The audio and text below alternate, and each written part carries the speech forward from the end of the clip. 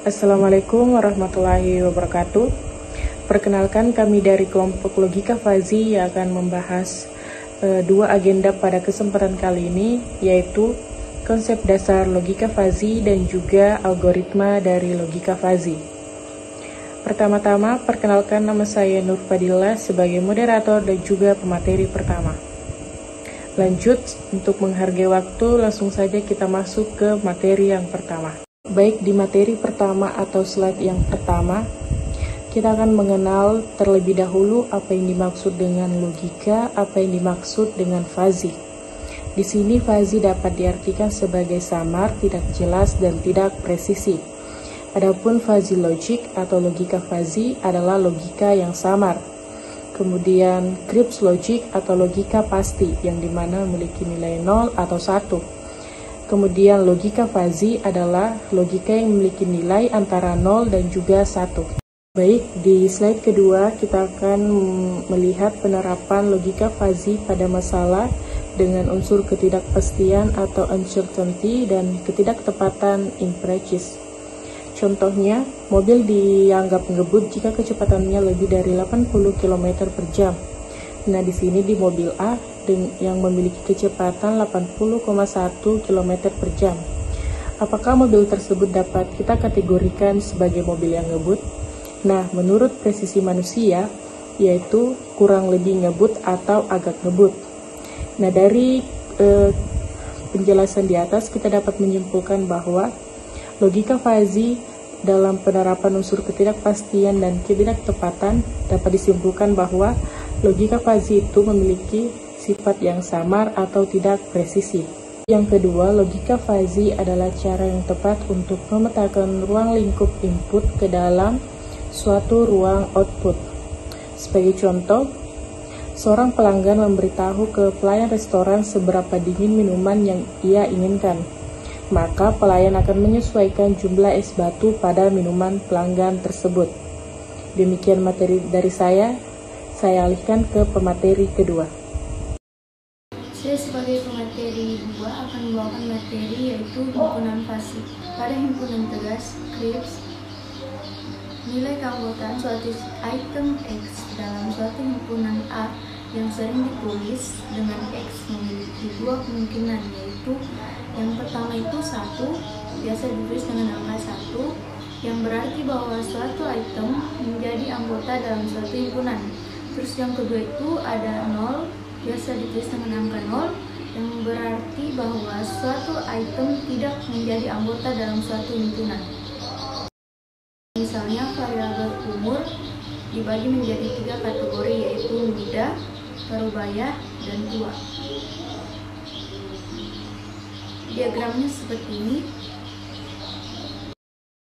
Terus di bagian kedua itu ada himpunan fazi lanjutan. Himpunan fazi memiliki 2 atribut menurut Kusuma Dewi. Yang pertama itu linguistik, yaitu penamaan suatu grup yang mewakili suatu keadaan atau kondisi tertentu dengan menggunakan bahasa alami, seperti muda, parubaya, dan tua. Terus yang kedua itu ada numeris, yaitu suatu nilai atau angka yang menunjukkan ukuran dari suatu variabel, seperti 40, 25, 50, dan sebagainya. Baik, saya lanjut materi ketiga, yaitu fungsi keanggotaan, bagian D. Fungsi representasi linear. Kita bisa lihat di sini ada linear naik dan ada linear turun. Linear naik yaitu kenaikan himpunan dimulai dari nilai domain yang memiliki derajat keanggotaan 0, bergerak ke kanan menuju nilai domain yang memiliki derajat keanggotaan lebih tinggi dengan fungsi keanggotaannya. Sedangkan linear turun, garis lurus dimulai dari nilai domain dengan derajat keanggotaan tertinggi pada sisi kiri, kemudian bergerak menurun ke nilai domain yang memiliki derajat keanggotaan yang rendah dengan fungsi keanggotaan. Baik, saya akan melanjutkan materi dari pemateri sebelumnya. Adapun materi yang akan saya bawakan yaitu fungsi keanggotaan segitiga, yang dimana fungsi keanggotaan segitiga dapat ditandai oleh adanya 3 parameter, yaitu A, B, dan C, yang akan menentukan koordinat X dari 3 sudut.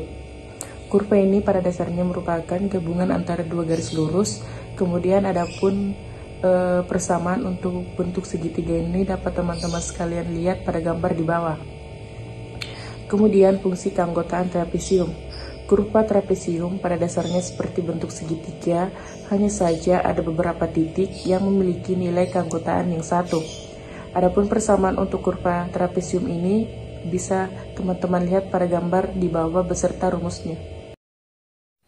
Bagian F, operasi himpunan fasi. Yang pertama, operator and intersection. Operator ini berhubungan dengan operasi interaksi pada himpunan A predikat sebagai hasil operasi dengan operator AND diperoleh dengan mengambil nilai keanggotaan terkecil antara elemen pada himpunan-himpunan yang bersangkutan.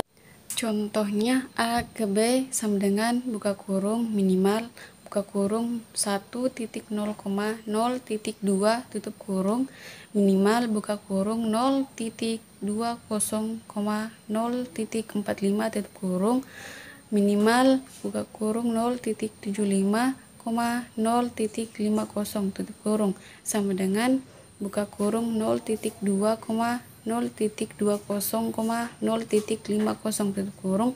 Misal nilai tambah umur 27 pada himpunan muda adalah muda buka kurung 27 sama dengan 0.6 dan nilai pengembalian 2 juta pada himpunan penghasilan tinggi adalah gaji tertinggi buka kurung 2 juta sama dengan 0,8. Yang kedua, operator or union. Operator ini berhubungan dengan operasi union pada himpunan A predikat sehingga hasil operasi dengan operator OR diperoleh dengan mengambil nilai keanggotaan terbesar antara elemen pada himpunan-himpunan yang bersangkutan. Contohnya adalah A sama dengan buka kurung 1.0,0.20,0.75 tutup kurung B sama dengan buka kurung 0.2,0.45,0.50 tutup kurung A ke B sama dengan buka kurung maksimal 1.0,0.2 tutup kurung maksimal buka kurung 0.20,0.45 tutup kurung maksimal buka kurung 0.75,0.50 tutup kurung sama dengan buka kurung 1.0,0.45,0.75 tutup kurung.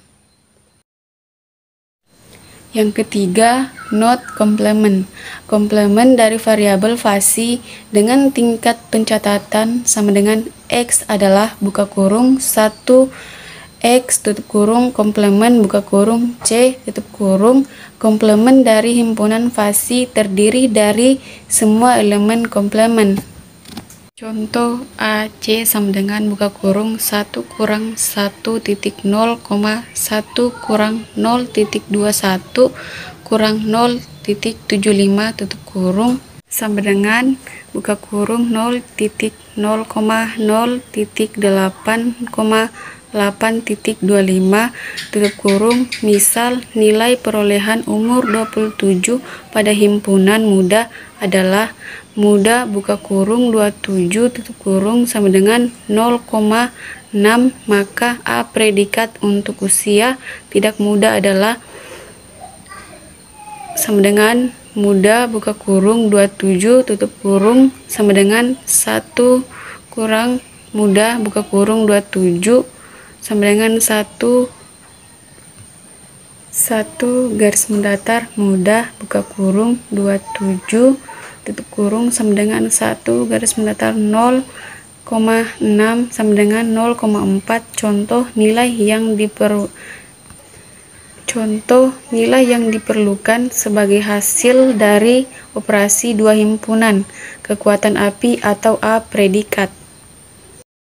Baik, saya akan membawakan materi tentang skema dari fasi if dan realize, yaitu terbagi menjadi 3. Yang pertama, classification, yaitu proses untuk mengubah suatu masukan dari beberapa bentuk tegas atau script menjadi fasi.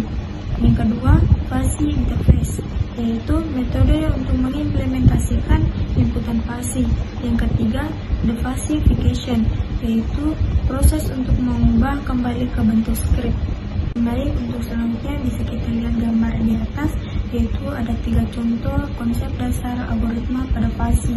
Yang pertama, falsification, yaitu maskrip temperaturnya ada 0.7 dengan 0.2. Yang kedua ada interface rule base, yaitu if done is hot dan window is open, yaitu ada 0.7. Yang kedua if done is warm, the window is hard, yaitu ada 0.2. Yang ketiga if done in cold, the window is closed, yaitu 0.0. Selanjutnya yang ketiga yaitu ada defasification. Yang pertama ada rumus pada defasification yaitu 0.7 dengan 0.2, yaitu script output for Windows settings. Saya lanjut algoritma logika fuzzy. Adalah salah satu algoritma yang digunakan mengelompokkan data-data ke dalam beberapa kelompok. Bisa digunakan untuk menentukan peringkat dari beberapa inputan data. Berikut ada beberapa langkah-langkah penggunaan algoritma. Pertama, tentukan kriteria penilaian nilai tersebut akan dikelompokkan ke dalam beberapa golongan. Misalnya ada 3 golongan, yaitu rendah, sedang, tinggi. Jarak untuk masing-masing golongan tersebut harus sama. Bagian kedua, konversi skor senja penilaian. Setelah menentukan kriteria penilaian, maka dilakukan konversi skor tersebut. Kelompokkan skor inputan ke dalam golongan rendah, sedang, atau tinggi. Sesuai tentukan tabel rule base system rule. Base system adalah tabel yang digunakan untuk menentukan skor fuzzy yang sudah dihitung di atas masuk ke dalam rule yang mana hasil output dari setiap rule yang diganti sesuai dengan kebutuhan. Bagian keempat, tentukan nilai diagram fuzzy output fuzzy. Output digunakan untuk mengetahui batas skor maka yang termasuk kelompok lulus dan tidak lulus. Bagian kelima, tentukan nilai alpha predikat. Alpha predikat adalah nilai minimal dari nilai skor fuzzy yang sudah dihitung pada perhitungan sebelumnya. Bagian keenam, tentukan nilai Z. Z adalah konversi nilai fuzzy output sesuai dengan tabel rule base system yang telah dihitung sebelumnya. Nilai yang diambil adalah nilai maksimal dari nilai